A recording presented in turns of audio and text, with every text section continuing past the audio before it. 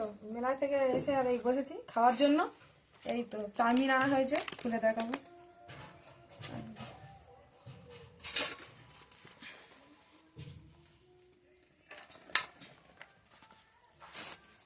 Chowmein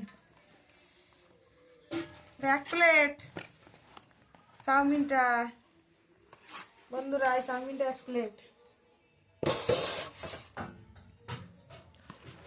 আর কি আছে?